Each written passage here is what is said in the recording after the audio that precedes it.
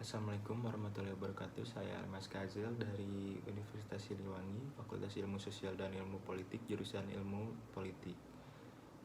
Dari kelas B, pengantar studi demokrasi.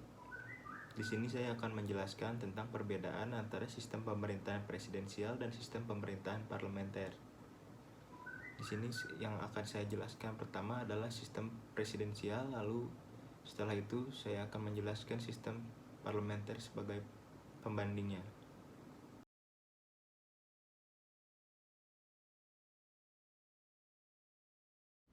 Sistem pemerintahan presidensial merupakan sistem pemerintahan di mana kepala pemerintahan dipegang oleh presiden dan pemerintah tidak bertanggung jawab kepada parlementer atau badan legislatif. Menteri bertanggung jawab kepada presiden karena presiden berkedudukan sebagai kepala negara sekaligus kepala pemerintahan. Contoh negara yang menggunakan sistem presidensial adalah Amerika, Argentina, Filipina, dan Indonesia. Ada juga unsur pemerintahan presidensial. Di sini saya akan menjelaskan 3 unsur, yaitu yang pertama, presiden yang dipilih rakyat memimpin pemerintahan dan mengangkat pejabat-pejabat pemerintahan yang terkait. Yang kedua, presiden dengan Dewan Perwakilan memiliki masa jabatan yang tetap, tidak bisa saling menjatuhkan. Yang ketiga, tidak ada status yang tumpang tindih antara badan eksekutif dan badan legislatif. Yang berikutnya ciri-ciri sistem pemerintahan presidensial. Yang pertama, penyelenggaraan negara berada di tangan presiden. Yang kedua adalah kabinet atau dewan menteri dibentuk oleh presiden. Yang ketiga, presiden tidak bertanggung jawab kepada parlemen. Dan yang keempat, presiden tidak dapat membubarkan parlemen seperti dalam sistem parlementer. Parlemen memiliki kekuasaan legislatif dan sebagai lembaga perwakilan.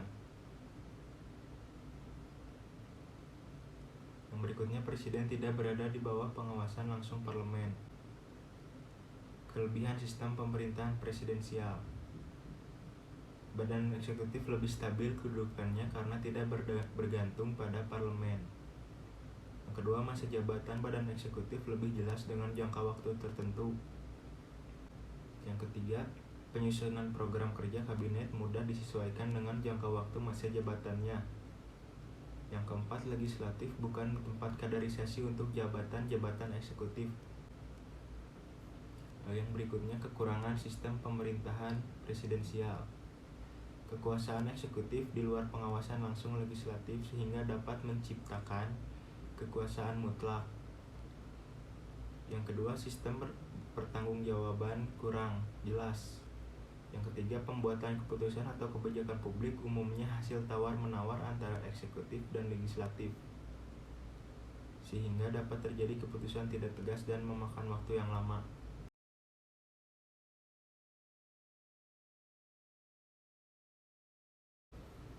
Yang kedua, sistem pemerintahan parlementer. Sistem pemerintahan parlementer merupakan suatu sistem pemerintahan di mana pemerintah bertanggung jawab kepada parlemen. Dalam sistem ini, parlemen mempunyai kekuasaan yang lebih besar dan mempunyai kewenangan untuk melakukan pengawasan terhadap eksekutif. Menteri dan Perdana Menteri bertanggung jawab kepada parlemen. Contoh negara yang menggunakan sistem ini adalah Kerajaan Inggris, Belanda, India, dan Australia. Ciri-ciri sistem pemerintahan parlementer. Yang pertama, badan legislatif atau parlemen adalah satu-satunya badan yang anggotanya dipilih langsung oleh rakyat melalui pemilihan umum. Yang kedua, lembaga legislatif. Anggota parlemen tidak terdiri atas orang-orang dari partai politik yang memenangkan pemilihan umum.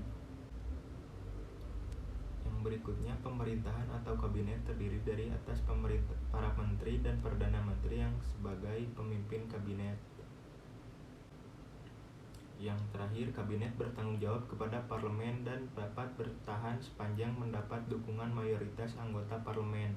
Ini mengartikan bahwa sewaktu-waktu parlemen dapat menjatuhkan kabinet jika mayoritas anggota parlemen menyampaikan mosi tidak percaya kepadanya. Kelebihan sistem pemerintahan parlementer.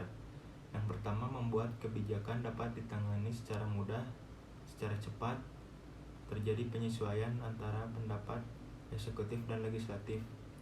Yang kedua, garis tanggung jawab dalam pembuatan dan pelaksanaan kebijakan publik jelas.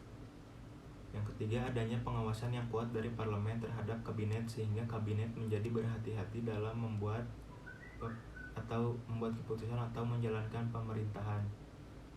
Lalu berikutnya kekurangan sistem pemerintahan parlementer. Yang pertama, kedudukan badan eksekutif atau kabinet sangat tergantung pada mayoritas dukungan parlemen, sehingga sewaktu-waktu kabinet dapat dijatuhkan oleh parlemen.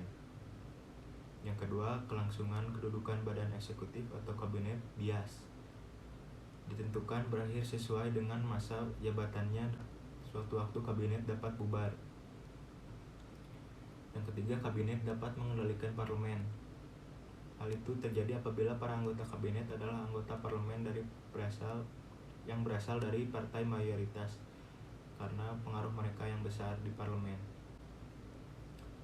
Yang keempat adalah parlemen menjadi tempat kaderisasi bagi jabatan-jabatan eksekutif. Sampaikan, maaf bila banyak kekurangan dan bila ada salah-salah kata mohon dimaafkan. Terima kasih. Wassalamualaikum warahmatullahi wabarakatuh.